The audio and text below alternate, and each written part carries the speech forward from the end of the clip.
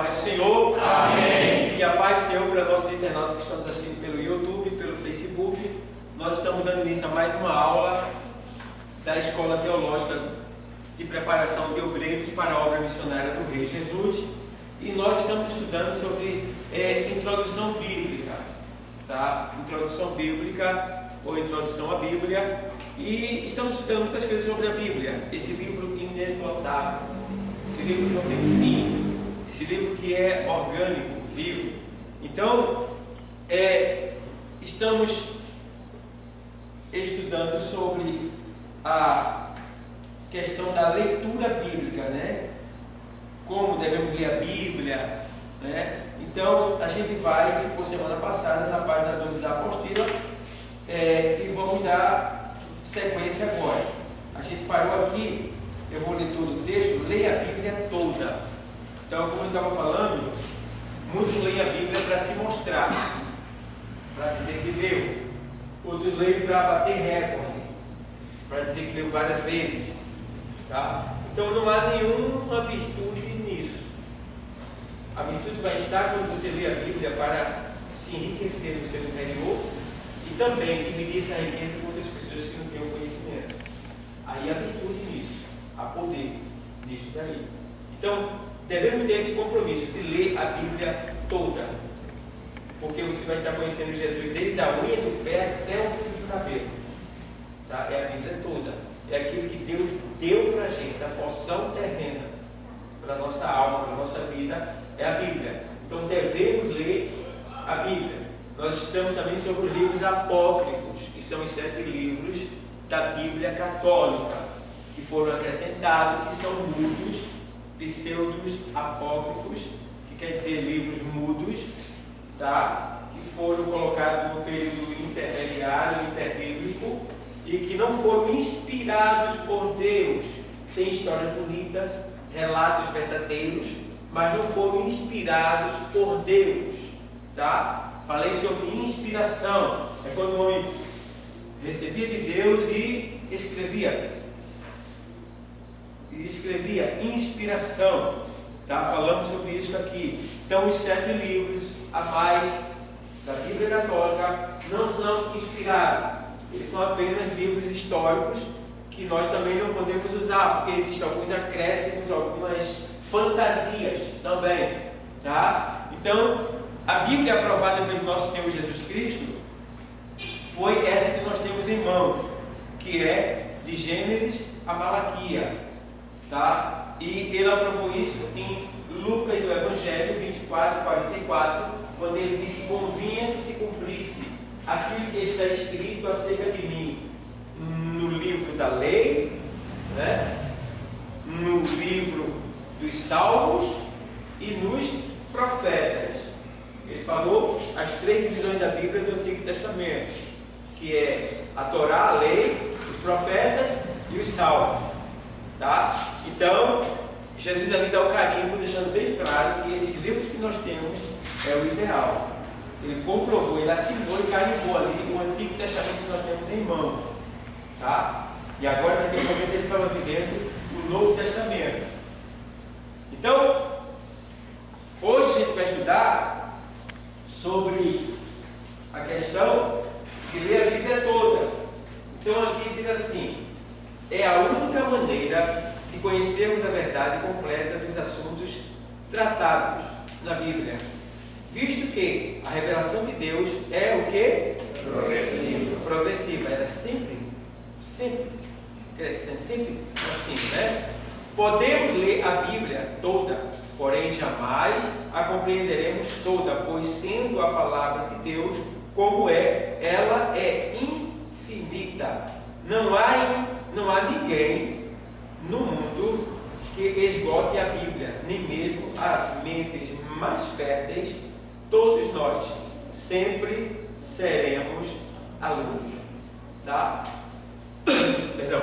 E o apóstolo Paulo, eu falei semana passada, em aqui 11, 33 e 34, quando ele fala, profundezas das riquezas, né? E aí ele vai mais adiante. Aí lá na primeira carta aos Coríntios 13 e 12, o que é que ele diz? Lembramos 13 e 12, quando ele diz assim: ora, aqui está, 13 e 12, ele diz assim: porque agora vemos por espelho, em enigmas, mas então veremos face a face. Agora conheço em parte, mas então conhecerei como também sou o quê? Conhecido. Tá? Ele fala de espelho porque o espelho antigamente você não via nitidamente, porque o espelho ele era feito de bronze polido, não era de espelho como é, de vidro como é hoje. Então se via a imagem um pouco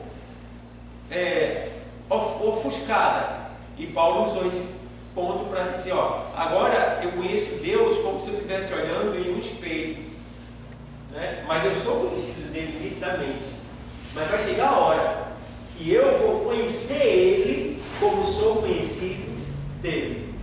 Então a gente não conhece Deus como Ele nos conhece, mas um dia conheceremos. Um dia estaremos face a face com o nosso Senhor, tá? E esse dia pode ser hoje. Aí, Deuteronômio 29, 29, ele diz, aí ele diz aqui, no 29, 29: as coisas encobertas são para o Senhor nosso Deus, porém as reveladas são para nós e para nossos filhos para sempre, para cumprirmos todas as palavras desta lei.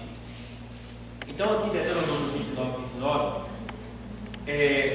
está sendo repetida a lei, e nessa lei o servo do Senhor deixa bem claro que as coisas encobertas, quando ele diz que as reveladas são para nós, as encobertas são para Deus, ele não quer dizer que entre Deus e nós existe segredo. Não existe segredo entre Deus e nós, porque ele diz, usando, eu falei agora o nome do profeta, ele diz: olha, eu não farei nada sem antes revelar aos meus profetas. É isso? Tem um texto que me fala agora o nome do profeta, que ele diz: eu não farei nada sem antes revelar aos meus profetas. Ele diz para Abraão: ocultaria eu alguma coisa do meu amigo Abraão?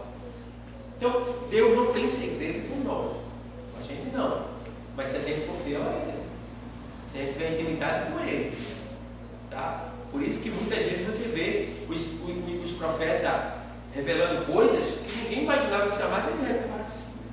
Quando a mulher de Jeroboão se fantasia para ir visitar um profeta cego lá, Deus já havia falado com o profeta e disse: ela vai vir aqui fantasiada, né? E aí, quando ela entra, ele entra, a mulher de Jeroboão: por que tu te disfarça? Ele era cego. Por que está disfarçado? E ela: mesmo é cego, cego na carne, no espírito não, irmão. Está entendendo? Quem tem intimidade com Deus não precisa desse olho para ver nada, não. Porque Ele revela nesse olho aqui, ó, o olho do entendimento. Você começa a ver coisas que ninguém vê. É por isso que a Bíblia diz que quem está no espírito discerne tudo, e de ninguém é compreendido, por ninguém é compreendido. Então você vê coisas que ninguém vai ver, tá? E tem coisas que ninguém entendeu. Então aqui, quando ele diz aqui, muitos pensam que esse texto aqui está falando sobre coisas que Deus tem, que nunca vai ser revelado para nós. Tudo que Deus tem é para o seu povo, Israel, e agora a igreja.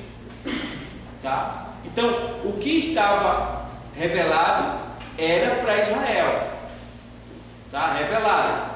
E o que ainda não estava revelado, foi revelado para a igreja. Quer uma prova disso? Você vê lá em primeira carta aos Coríntios. Chega aqui, vou pegar para você. Primeira carta aos Coríntios. Vai ver uma coisa aqui. Na 2, 9 e 10.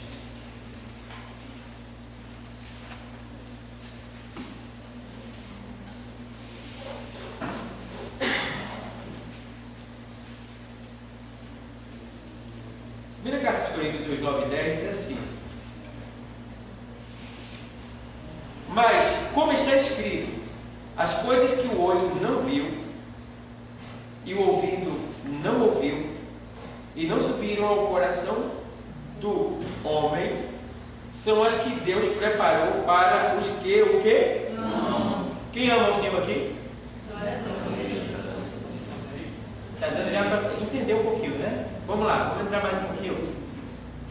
Mas Deus nulas o quê? Revelou Pelo quê? seu Espírito, Porque o Espírito faz o quê? penetra todas as coisas, Ainda o quê? as profundezas de Deus. Olha, se nós temos o Espírito, não existe segredo entre Deus e nós. Certo? Não existe. É porque nós nos limitamos a nós mesmos na negligência, né? Não buscamos como devia, não lemos como devia, não oramos como devia. E aí a gente fica limitado. E acha que existem segredos que a gente não pode saber. Não. Todo segredo de Deus é para Israel e a sua igreja. Hoje, para a sua igreja. Tá? Então esse texto 29 fala do que foi revelado naquele tempo para Israel, e aqui no Novo Testamento fala desse texto do que foi revelado para a sua igreja. E qual é a maior revelação? A maior revelação? Cristo. Cristo. Depois de Cristo, seu Espírito Santo, seguido da sua palavra. Então, revelação é essa que nos faz entender tudo e todas as coisas, sem nenhum impedimento. Vocês estão entendendo? Vocês estão entendendo? Vocês têm alguma coisa a perguntar? Estão entendendo? Amém? Então veja bem, vamos lá. Aí ele faz, mas Deus nulas revelou pelo seu Espírito, porque agora nós temos a mente de Cristo. O que é a mente de Cristo? É o Espírito Santo. O Espírito Santo e a sua palavra. Então veja, o Espírito e a mente. Então, o Espírito e a palavra está em nós. Então, não existe. Agora, por que é que muitos apanham, cristão apanha? Porque não leem a Bíblia. E aí ficam atrofiados na sua vida espiritual. E chegam até a ter medo, quando nós não deveríamos jamais ter medo, porque Deus não nos deu um espírito de temor, de covardia ou de frouxidão, não. Deus nos deu um espírito de ousadia. Tá? Então, não podemos ter esse temor. Aí ele faz aqui ainda, lá em Amós 3:7, vê o que diz lá, Amós 3:7. Amós 3:7, ele diz assim: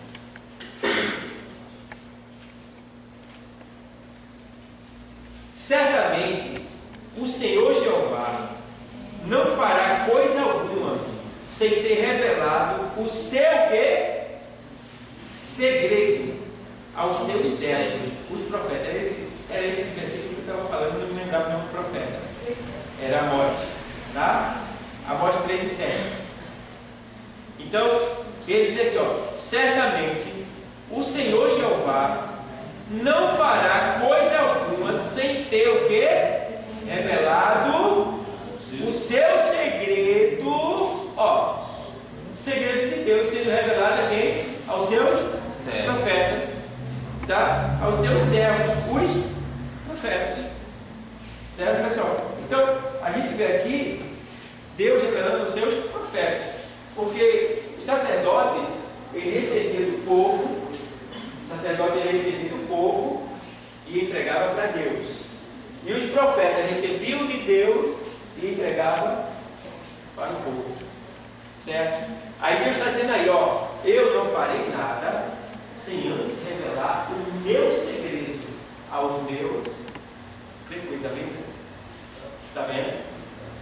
A gente está avisado de tudo. Está avisado de tudo. Quem não está avisado é porque não está em conexão com o rei, o mestre. Amém? Amém. Então vamos lá. Aí, deu para entender esse versículo 29 de Deuteronômio? Ele tem duas partes: a revelada e a encoberta. A revelada para Israel, seu povo naquele tempo. A 13 foi revelado, tudo que estava escondido naquele tempo foi revelado hoje, até porque Israel não tinha condição de receber a revelação, porque Israel, eles são, digamos, que unicista, digamos assim, ele crê em um só Deus. Já a igreja, ela tem a revelação da Trindade, que é o Deus Elohim, né? Que não é uma pluralidade de Deus, mas uma expressão que deixa bem claro que Deus age em 3 pessoas, certo? Então tem essa questão toda para a gente levar em consideração, tá? Então vamos lá, tem mais um texto aqui ainda. Portanto, havendo dificuldades na Bíblia, devemos saber que é puramente do lado que humano. Porém, à medida que nos aproximamos mais de Deus e buscamos a sua o quê? Face, conheceremos as profundezas divinas através do Espírito Santo, certo? Que é esse texto que a gente leu de Coríntios, que está lá. Vamos ler mais de novo para completar? Na primeira carta aos Coríntios. Aí ele vai no 2 e 10, quando ele diz assim, no 11, no 2 e 10, aí ele faz o 11 e fala assim: porque qual dos homens sabe as coisas do homem, senão o Espírito do homem que nele está? Assim, veja como Paulo explica para a gente a palavra. Assim também, ninguém sabe as coisas de Deus, senão o Espírito de Deus. E se nós temos o Espírito de Deus, sabemos tudo de Deus. Está entendendo? Então, como eu li na apostila, se há uma dificuldade, essas dificuldades são humanas. São dificuldades, digamos, são deficiências humanas, negligências humanas. É que a gente não está fazendo o que devia fazer como servo de Deus, que é realmente procurar conhecê-lo melhor e mais. Tá bom, pessoal? Então, se você não fazer isso, procure fazer. Eu falei semana passada sobre a questão de ler e de estudar.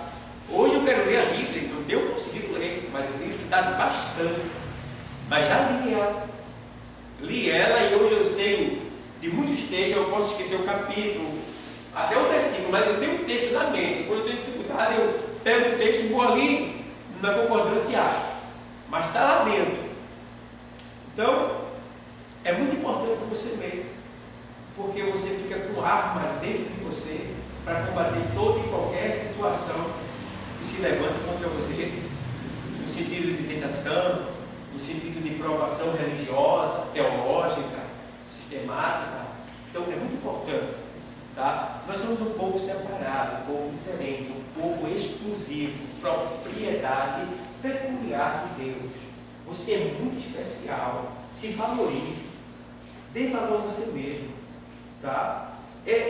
Exalte a você mesmo no sentido de conhecimento. Procure exaltar a você mesmo no sentido de conhecimento. Eu quero conhecer, eu preciso ser melhor, eu preciso aprender mais, procure crescer, procure, está entendendo? Aparecer, porque Deus quer que isso aconteça. Ele diz usando o profeta Isaías, ele diz assim: olha, levanta-te e resplandece. Levantar está mandando alguém que está prostrado, né? Está caído. Levanta. Agora, resplandece. Aparece, quer dizer, aparece. Tá? Então, porque já vem da tua luz. A luz é o quê? Jesus Cristo, a palavra de Deus. E a glória do Senhor vai nascendo sobre ti. É muito importante que a gente procure resplandecer, porque nós somos luz. E não se pode acender uma candeia e colocar ela debaixo da mesa, mas no velador, para que todos possam ver. Você foi chamado para ser visto. Você foi chamado para chamar atenção, para incomodar. Está entendendo? Você foi chamado para encandear. Você foi chamado para dissipar as trevas. Então, se assim não está acontecendo na sua vida, deve acontecer a partir de hoje, porque você é Deus. Tá? Então, ó, vamos lá. Aí ele mais aqui assim, no 12, né, que eu não li aqui. Aí ele faz: mas nós não recebemos, aí você vê aqui, coisa de Deus, pelo seu Espírito. Mas nós não recebemos o Espírito do mundo, mas o Espírito que provém de Deus, para que pudéssemos conhecer o que nos é o que? Dado gratuitamente por Deus. Quando fala de gratuidade, está falando da graça, que é o favor que o homem não merece. Tá bom? E o outro ponto é, vamos lá, Bíblia como um livro. Bibliologia é o estudo da Bíblia, faz parte da teologia bíblica, faz parte da teologia bíblica e da teologia histórica, e auxilia poderosamente o estudante na compreensão da Bíblia, e é indispensável a qualquer área da teologia, auxiliando na elucidação dos inumeráveis fatos bíblicos, certo? Aí a gente precisa aprender esses pontos. Quando a gente fala de Bíblia, eu torno a lembrar vocês, é muito importante que todos vocês que estão estudando teologia visitem uma livraria e comprem um livro, Teologia Sistemática, que é esse que a gente também vê daqui, tá? Na verdade a gente não vê, ele está passando para vocês. Como eu já falei, a gente fica só com o dinheiro do frete para ajudar a comprar o computador e a TV que nós vamos comprar para a sala de aula para ter essa aula online.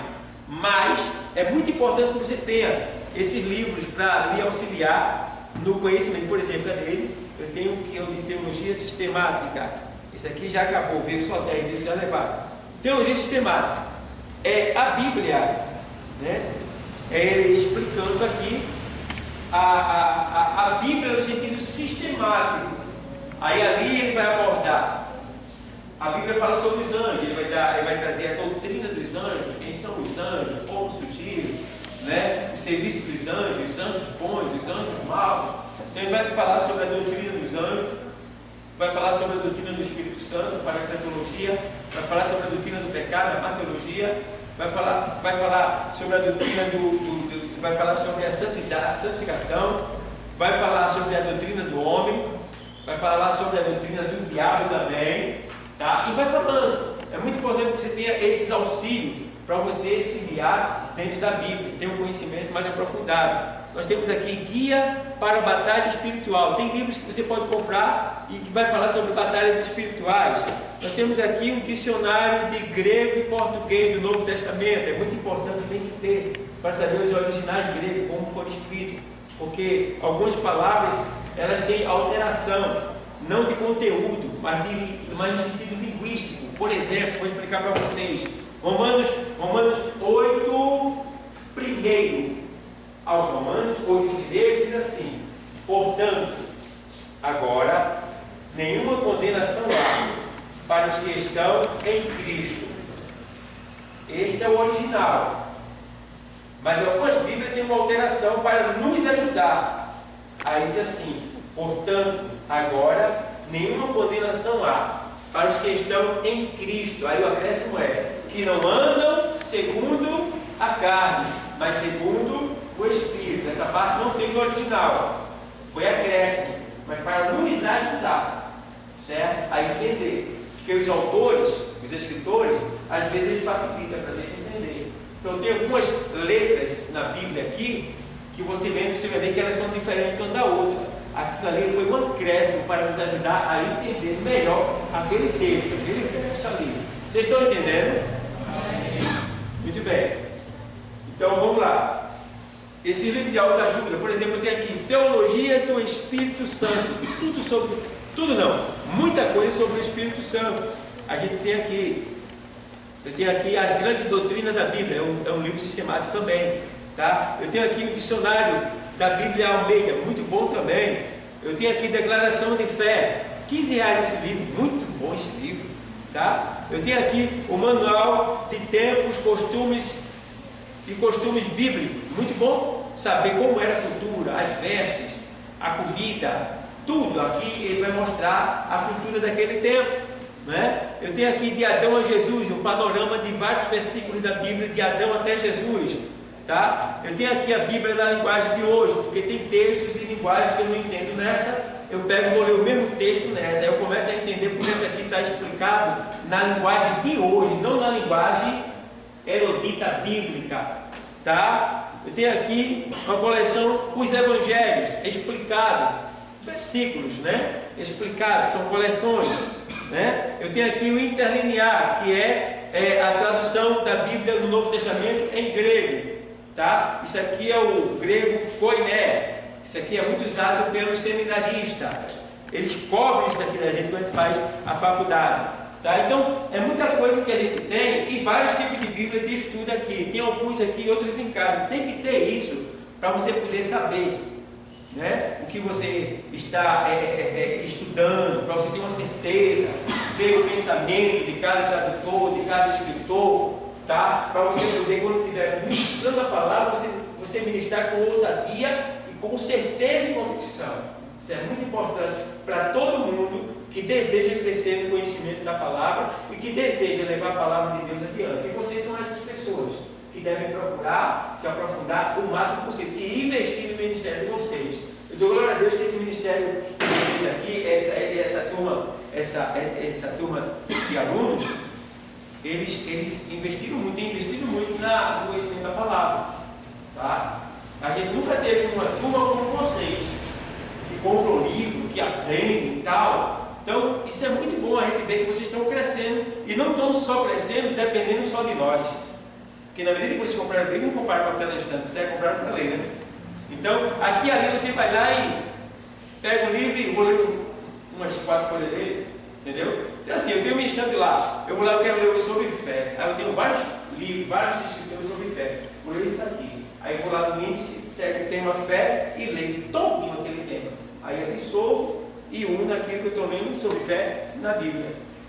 Eu quero ler sobre justiça hoje. Eu vou lá na minha biblioteca, justificação, justiça, tal, catu. Aí vou lá, tal, leio tudinho sobre justiça. Tá? Aí absorvo, vou lá preparar aquele estudo. Certo? Aí é desse jeito que a gente vai lendo aos poucos o nosso livro. Certo? Então é muito importante que vocês invistam no ministério de vocês. É um ponto muito importante que eu fiz, porque quando eu comecei a investir no meu ministério de conhecimento, Deus começou a mandar de um jeito que eu fiquei admirado. Eu realmente louvo a Deus. Como Ele quer que você seja um instrumento dele. Ele quer muito. Ele quer você para ensinar. Ele quer você para mostrar às pessoas o caminho da salvação, sem que elas tenham dúvida. Por que nós precisamos explicar? Porque lá em Mateus Evangelho 13, 19, ele diz: se alguém ouvindo a palavra do reino não a compreende, não entendendo, vem o maligno, vê bem, o maligno, o diabo, ele está esperando você sair da igreja para arrebatar aquilo que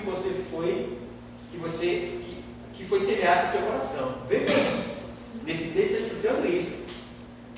Se alguém ouvindo a palavra do reino não a compreender, vem o maligno e arrebata aquilo que lhe foi semeado. Então, meu amigo, ele está pronto para tirar aquilo que foi dado a você. Você que tem que se proteger, guardar a semente que recebeu. Qual era? 13, 19 de Mateus.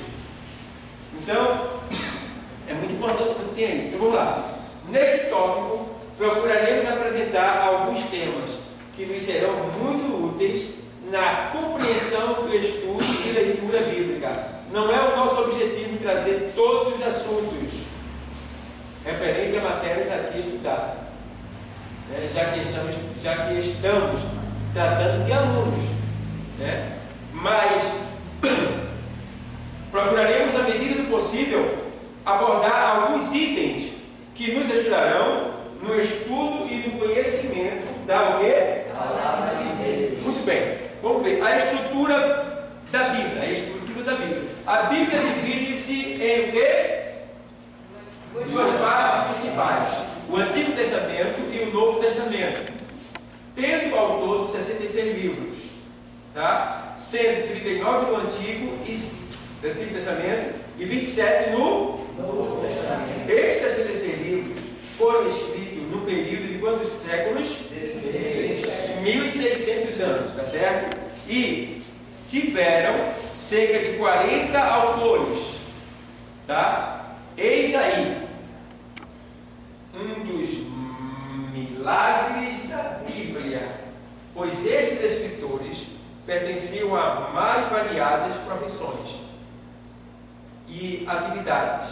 Viveram e escreveram em países e continentes diferentes, distantes uns dos outros, e em época e condições diferentes.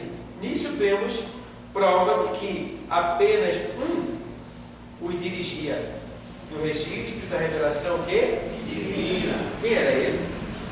O Espírito Santo de Deus, que era Deus, né, no caso, né?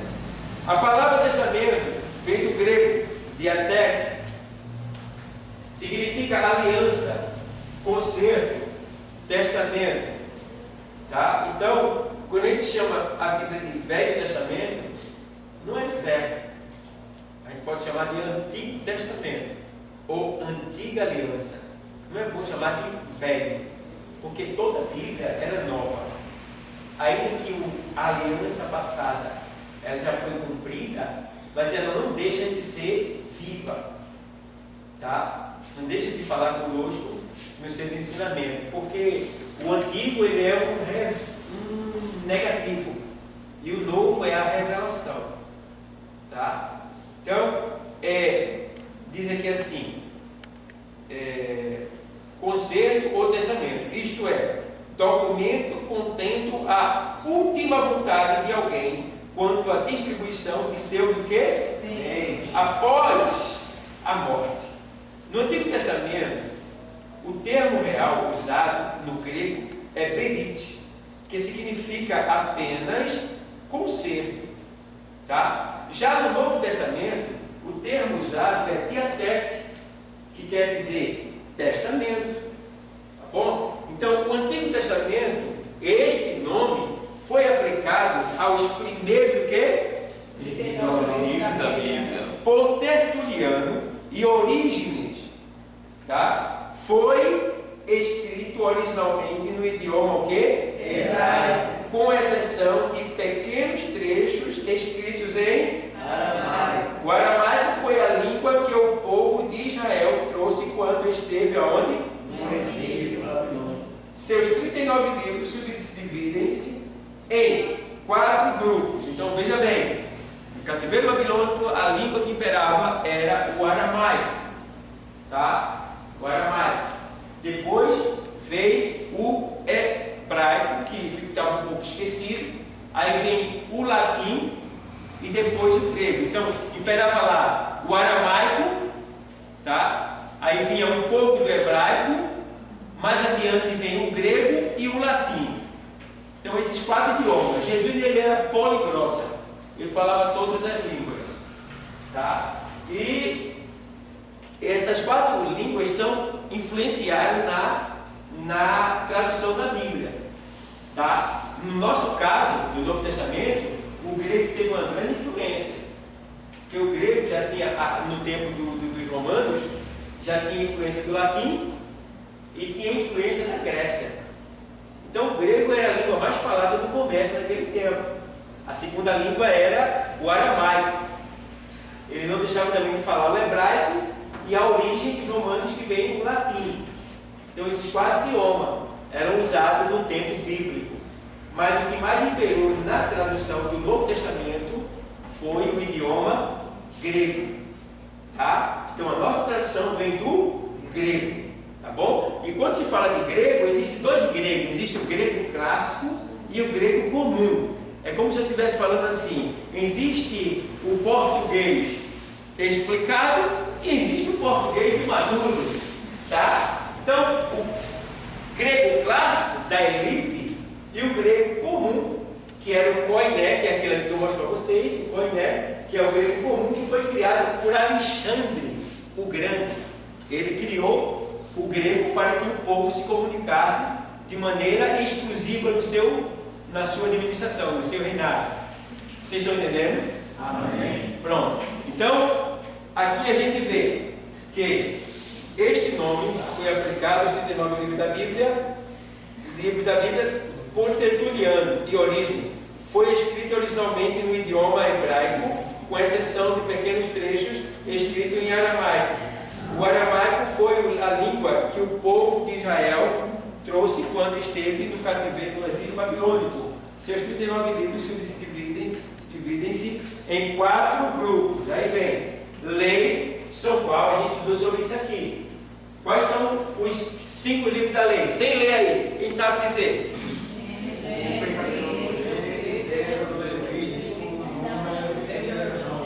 Como é? Vamos lá? Vamos lá primeiro? Segundo? Terceiro? Quarto? Quinto? Agora, a Torá. Qual é o primeiro livro da Torá? Gênesis, Êxodo, Levítico, Números. Muito bem. Tá bom. Tá muito bom. A lei, a Torá. E o Pentateuco? Quem lembra do Pentateuco? O primeiro livro do Pentateuco? Muito bem, já está muito bom. Ok? Isso pode cair uma prova. Tá? Então, aí vem aqui, ó. Lei. São 5 livros. Gênesis, Êxodo, Levítico, Números, Deuteronômio. E foram escritos por quem? Moisés. Muito bem. Foram escritos por Moisés. E são também chamados de o quê? Muito bem. História. São 12 livros.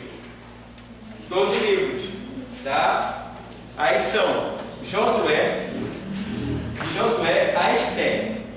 Tá? Então, de lá de Josué, depois de Deuteronômio, até Esté, são livros, ali no caso, história. Tá bom? Ocupam-se da história de Israel, nos seus vários períodos. Teocracia. O que é teocracia? É o governo exercido por Deus. Tá? É quando só Deus mandava. Deus é que governava. Mas aí o povo de Israel queria imitar as outras nações. As outras nações tinham um rei, um homem que reinava. Então o povo de Israel disseram que queria um rei também. Então é como se eles estivessem dizendo: Deus, ele não quer o Senhor reinando sobre nós, ele quer um homem. Pagar um preço muito alto. Muito alto. Porque imagina você ser governado pelo próprio Deus. É muito bom. Mas eles preferem o homem. E o homem é falho. Né? O homem é perverso. E Samuel ficou triste, mas ele disse: deixa Samuel, deixa. Eles preferiram. Agora, o que o homem vai fazer com ele vai ser assim, assim, assim, assim, assim. Então, é o que a gente vê. Então, vamos lá. Aí, vai ter aqui assim também. Monarquia por Saul, Davi e Salomão. Cativeiro de Judá sendo cativo pela Síria e Israel pela Babilônia. Pós-cativeiro sobre Zorobabel, Esdras, Neemias, juntamente com os profetas seus contemporâneos. Então aqui é a monarquia. O que é monarquia? É o governo monárquico, quer dizer, o governo exercido por um rei humano. Tá? A gente aqui tem aqui na Terra, parece que só existe um país que é monárquico, né? Que é a Inglaterra, né? Eu não me lembro se tem outro país monárquico na Terra. Eu só me lembro de Inglaterra. Me faz agora me Noruega. Se não me engano, é Noruega. Noruega é rei, lá também. Pronto. Então, é monarquia lá, tá bom? Aí vem agora, poesia. São 5 livros. Quais são eles? Jó, Cantares. Jó, Cantares de Salomão. São chamados poéticos. Jó a Cantares de Jó a Cantares de Salomão, perdão. De Jó a Cantares de Salomão. Aí vem Jó, Salmos, Provérbios, Cantares, Eclesiastes, é isso? Aí vem, né? Aí, esses daí são os livros poéticos, tá? Então, esses livros poéticos foram escritos por Salomão. Aí vem 5 livros de Cantares de Salomão, são chamados poéticos, não porque sejam cheios de imaginações e fantasias, mas pelo gênero do seu conteúdo, são também chamados devocionais. Tá? Então, esse livro se chama de devocionais. O que quer dizer devocionais? São livros que devem ser lidos todo dia. Porque esses livros poéticos, eles são livros de sabedoria. Tá? Então, o que é que acontece? Não sei se tem pessoas de várias igrejas aqui, mas na nossa denominação, Assembleia de Deus, nós costumamos, na direção do culto, orar, louvar 3 hinos e depois ler-se a palavra devocional. Então, essa palavra devocional, geralmente, ela deve ser extraída desses livros poéticos, desde que você entenda o que está lendo. Tá? Essa palavra não é para você ministrar, é apenas para ler. Então, a gente se utiliza do livro de Provérbios, do livro de Salmos, tá? Do livro de Eclesiastes, esses livros, para trazer uma palavra de exortação para o povo, porque numa leitura devocional na igreja, só pode ser lido palavra de exortação, entende bem? Você nunca pode ler, é o único momento em que você pode escolher uma palavra de exortação. Se alguém pedir uma palavra para você, você não pode escolher uma palavra para dar uma pessoa. Não. Mas se for ler na igreja, no culto, você vai ter que escolher uma palavra de exortação. Por quê? A palavra devocional é uma palavra que deve dar estímulo a quem chegou perturbado. Tá? Imagina no começo do culto, a pessoa veio perturbada, está perseguida, ameaçada. Aí chega aqui, eu vou pregar, porque a igreja é um socorro, vou lá buscar uma palavra. Aí a pessoa senta nessa cadeira, aí o dirigente do culto abre em Isaías 38, que diz assim: arruma a tua casa e certamente morrerás.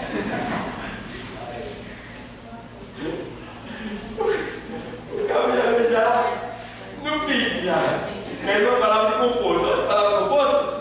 Não. Mas aí você pega uma palavra de exortação, né? Para firmar aquela pessoa onde ela está, para que ela fique, e aí você traz uma palavra que vai dizer: o Senhor é o meu pastor, nada me faltará, né? E tá me faz viver despacho, tem mansamento até.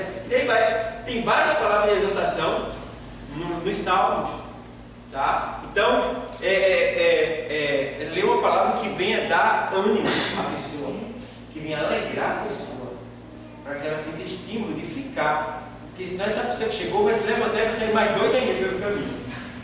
Você acabou de matar a pessoa. Então, por isso que a gente tem que estudar e aprender para lidar com os seres humanos. Tá? E tem muita gente por aí brincando de crente, até abrindo igreja sem ter o conhecimento. Né? Então, precisamos aprender para poder ensinar. Se a gente não aprender, como é que vai ensinar? Então, para cuidar de bicho, de animal, tem que fazer uma faculdade de 4 anos. E de higiene. É menos do que animal? Não. Temos que nos especializar e procurar saber como lidar com as pessoas. Isso na oração e no ensino da palavra. Certo, pessoal? Então vamos lá. Profecia. Livros proféticos. São 17 livros. De Isaías a Malaquias. De Isaías a Malaquias. Tá? Estão subdivididos em profetas maiores e são 5 livros de Isaías, Daniel, e profetas menores são 12 livros, de Oséias a Malaquias. Os termos maiores e menores não se referem ao mérito de um profeta, mas ao tamanho dos livros por ele escrito e pela extensão do seu quê?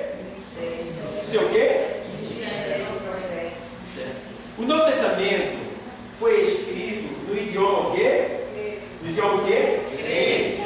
Não o grego erudito, que era o clássico, mas do povo comum, chamado Koine, que é aquele ali que eu mostrei para vocês.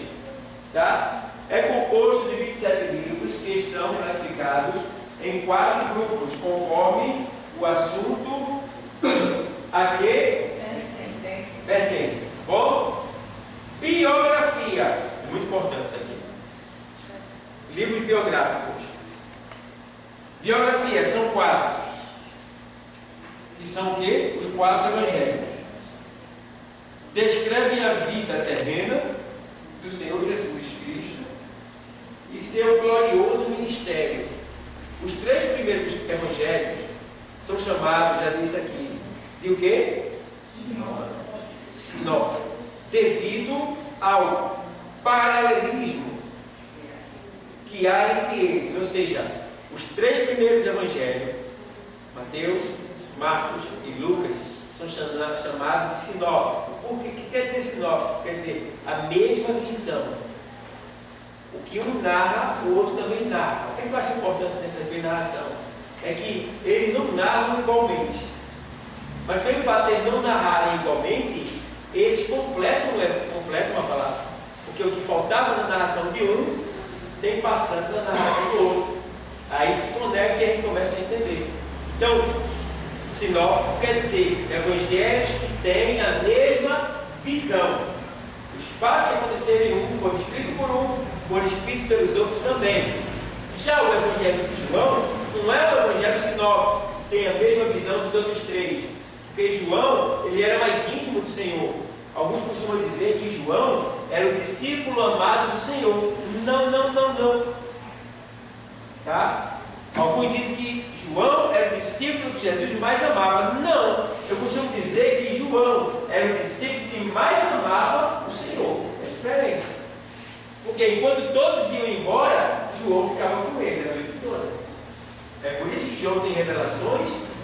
É por isso que João, ele foi o último a morrer. Morreu de morte natural, mesmo tendo passado por vários processos. Tá? É por isso que João teve essas revelações. Foi tremendo. João, por quê? Ele viveu mais com Cristo. E quem vive mais nos pés de Cristo tem algo mais. Está entendendo? Então, João não era discípulo amado do Senhor. Todos ele amou igualmente. Agora, João era o que mais amava o Senhor. Porque enquanto todos o abandonavam, João estava com ele. Pode ver que até na morte do Senhor, João acompanhou o Senhor até o final. João foi com ele. Não abandonou em nenhum momento João. Tá? Então, João sempre esteve presente com ele. É por isso que Jesus dizia: tu vai ser o último a morrer. Tu vai ficar. Tu só vai morrer quando eu voltar. Olha, tem um mistério ali, né? Não tem um texto da Bíblia que diz assim lá, nos Evangelhos, diz assim, ó. Alguns entre vós não morrerão, né? sem que me veja voltar em glória. Então, esses tais, dentre eles foi João. Jesus já voltou para João, exclusivamente, lá na era de Pátria. Depois de morto, ele voltou em glória para João. Alguns se utilizam desse texto para dizer, eu aceito que está dizendo que Jesus já voltou, viu? Jesus já voltou. Mas ali foi Jesus aparecendo para João em glória para lhe trazer a revelação do futuro da igreja, que é o que? O livro do Apocalipse. Certo? Então, importa que ele fique vivo até que eu venha. Aí muitas seitas estão usando isso aí para dizer que Jesus já voltou. Tá? Ele não vai voltar mais. Então, cuidado para não engolir isso daí. Tá certo? Porque ele voltou para João, porque era a promessa dele. Que importa que ele fique vivo até que eu volte. E ele voltou para João porque ele tinha algo a entregar para João. Tá? E aí, acabou. E agora a gente está só aguardando ele voltar para a igreja. Ele voltou para João, mas agora vai voltar para a igreja. Tá? Não é que ele voltou já a segunda vez. A segunda vez vai ser agora para a igreja. Ali foi uma revelação particular, que ali foi em espírito. Você veja que Jesus, João foi levado em espírito, tá? E viu o Senhor em glória, tá? Então, por aí. Vocês estão entendendo? Amém.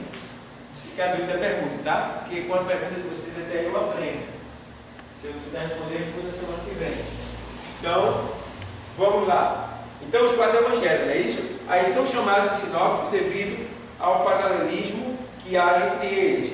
Os evangelhos são os livros mais importantes da Bíblia, pois os livros que os antecedem tratam da preparação para a manifestação do Senhor Jesus.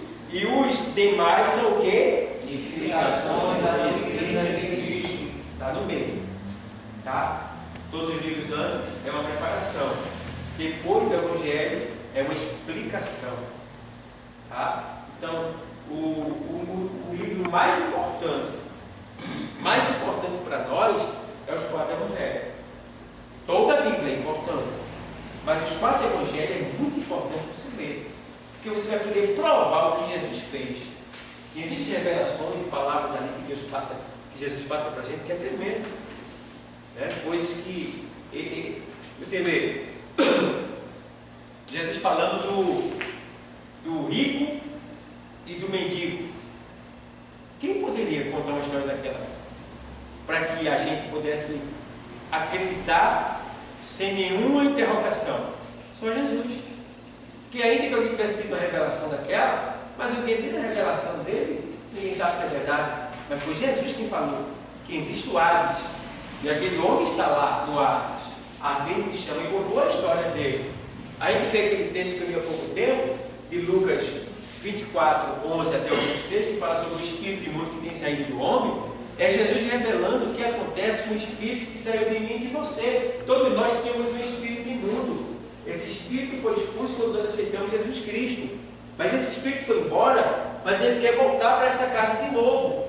Então ele fica rodeando, nos perseguindo, querendo voltar para cá de novo, que a casa pertencia a ele. Tá? Então, enquanto a gente manter a casa fechada com Jesus, estamos na boa. Mas se deixarmos a porta aberta, ele volta e traz com ele mais 7 espíritos pior do que ele.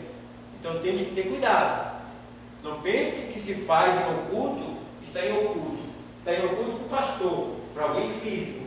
Mas para Deus, nada está em oculto. Porque lá em Hebreus 13, lá em Hebreus 4 e 13, diz que todas as coisas estão nua e patente perante os olhos daquele com quem temos de tratar. Lá em Marcos 4, 22 diz que nada é encoberto que não haja de ser o quê? Revelado. Então tudo vai ser revelado. Tudo. Não adianta. Se não for aqui, vai ser lá. Mas vai ser revelado. Tá? E muitas vezes Deus permite que seja aqui. Bom? Então, ó, os 4 Evangelhos são os livros mais importantes da Bíblia, pois os Evangelhos que os antecedem, eu já falei, né? Os livros que os antecedem. Aí vem aqui. História, aí vem agora. História é o livro dos Atos dos Apóstolos. Registra a história da igreja primitiva, seu viver, o derramamento do Espírito Santo e a propagação do Evangelho. Tudo através do Espírito Santo, conforme Jesus o quê? Tá bom? Em 8, ficar em Jerusalém até que de lá sejais revestidos. É isso? E aí ele reveste seu discípulo para que eles comecem a pregar de Jerusalém até os confins da terra. E aí vem epístolas, são 21 livros. Epístola, a tradução é carta. Epístolas ou carta, são 21 livros. Romanos, Judas, são 21 livros ao autor das cartas. Agora tem a definição das cartas. São também conhecidas por doutrinas, pois contém a doutrina da igreja. Então, quando você for pregar um culto de doutrina, é muito importante que você se utilize dessas cartas. Porque nessas cartas estão contidas as doutrinas que Paulo pregava para a igreja daquele tempo. Então, que não é diferente para a igreja de hoje. Basta você ler essas cartas, você vai ver que o que aconteceu na igreja de ontem acontece na igreja de hoje. Então, é comum, deve ser nosso dever e objetivo pregar a doutrina usando cartas. Não é sem exceção. Se abre exceção. Eu posso pegar um texto do Antigo Testamento, tá? E trazer ele para o Novo, provando no Novo.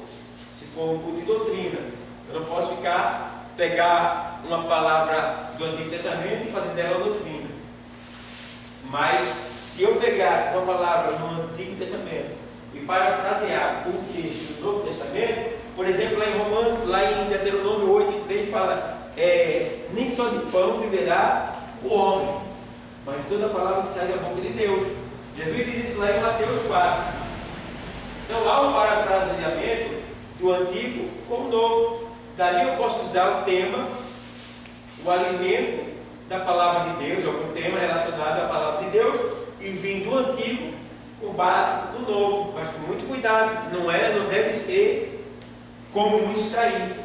O bom é que quando eu for dar uma doutrina, eu use o Novo Testamento, os Evangelhos até Apocalipse, com ênfase nas cartas que são doutrinárias, certo? Vocês estão entendendo? Amém. 21, tá? Aí vem aqui. 9 cartas foram dirigidas às igrejas. Romanos, a 2ª Tessalonicenses. Essas foram dirigidas às igrejas, que há uma definição nas cartas. Tá? 9 cartas foram escritas para as igrejas. Tá? Aí ele diz aqui, quais cartas foram escritas para as igrejas? 4 foram dirigidas ao quê? Pessoas individualmente, particularmente, amigo de Paulo. Tá? Aí ele diz aqui, 1 Timóteo, 2 Timóteo, até Tito e Filemão. Uma é dirigida aos hebreus, que é a carta aos hebreus. Vocês sabem, né? Aos hebreus cristãos, crente convertido. 7 são dirigidas a todos indistintamente, que é de Tiago ajuda. Essas últimas também são conhecidas como epístolas universais, certo? Epístolas universais. Então aqui, ó, profecia é o livro de Apocalipse ou revelação. Trata da volta pessoal do Senhor Jesus e das coisas que precederão e a esse glorioso evento. Observação: nem o Antigo e nem o Novo Testamento foram organizados em ordem cronológica, ou seja, de acordo com o tempo em que foram escritos, mas pela classificação dos assuntos. Por exemplo, segundo renomados pesquisadores da Bíblia, o primeiro livro a ser escrito foi o livro de quem? Jó. Esse foi o primeiro livro a ser escrito. Mas veja onde Jó está, quase no meio da Bíblia, perto de Salmo. Mas foi o primeiro livro a ser escrito. Tá? Moisés viveu no tempo de Jó. Tá? E aí ele faz, no ano de 1521, antes de Cristo. Ou seja, faltando 1521 anos para Cristo nascer. Então, foi escrito o livro de Jó. E aí vem, e acredita-se que Moisés foi o seu escritor. Porém, o livro de Gênesis aparece como o primeiro livro, no sentido cronológico. Ou seja, organizadamente, a Bíblia está Gênesis, Êxodo, mas ali foi uma colocação humana. Tá? Mas no sentido de inscrição, mesmo quando ele for escrito, ele difere. Não estão nessa ordem de inscrição. É isso que quer dizer esse texto aqui. Você vê que Jó foi escrito primeiro. Vê onde é que Jó está? No meio da Bíblia. Tá? Mas aí não foi colocado propositalmente. Foi por ordem organizada. Como a gente está lendo aqui. Livros históricos, livros poéticos, livros doutrinários. Tá certo? Então, os juízes, no cano, que a gente estudou sobre o cano sagrado, o cano da Bíblia, tá? Se decidiu que iria ser colocado assim, a votação de 70 homens juízes especialistas em religião e em palavra de Deus, em Bíblia. Então, ficou dessa maneira colocado.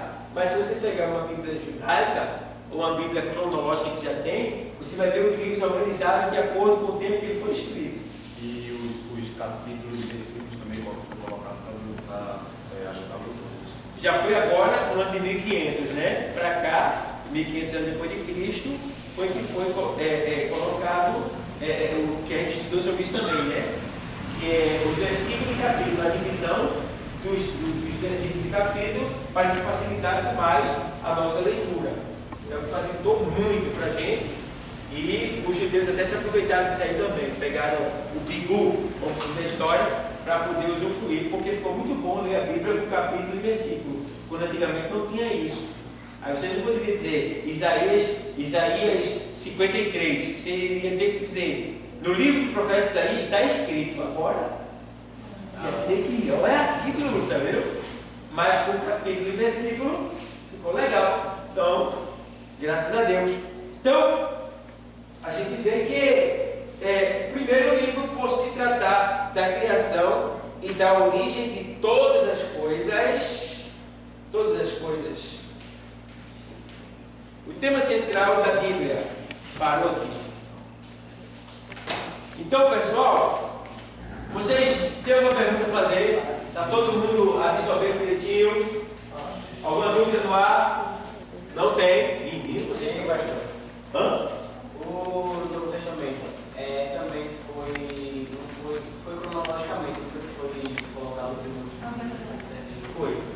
E só o Novo Testamento foi. Só que tem um porém, não foi assim, como você está querendo perguntar, que ele também está organizado por ordem de inscrição, não. Porque no Novo Testamento, o primeiro livro a ser escrito foi o livro de Marcos, o Evangelho. No entanto, ele está como segundo. Mateus, Marcos, Lucas, entendeu? Então há algumas questões também de organização ali que não influem nada na definição do que Deus quer para a nossa vida. O que a gente tem que entender é isso que a gente leu aí, que eles foram colocados de acordo com os seus conteúdos. Livro doutrinário, todos juntos.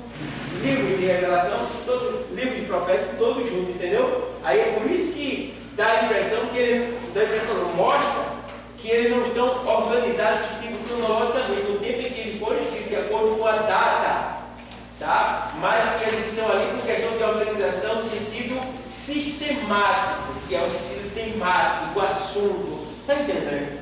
Sentido sistemático, essa palavra, né? Para quem está estudando, mas acredito que todos estão compreendendo. Amém? Amém. Alguma pergunta mais? Pode tomar fogo. Então, pessoal, eu quero agradecer a todos. Para a semana nós saímos aqui em nome de Jesus Cristo, tá bom? E continue orando pela a missão, pelo obra missionário, tá? E não falte às aulas, tá bom? Paz seja para todos, para o nosso internauta também. Aí, deixa o teu like, que é legal para ajudar o canal. Nos ajuda, se inscreve no canal, tá? E Deus continue abençoando. Quero chamar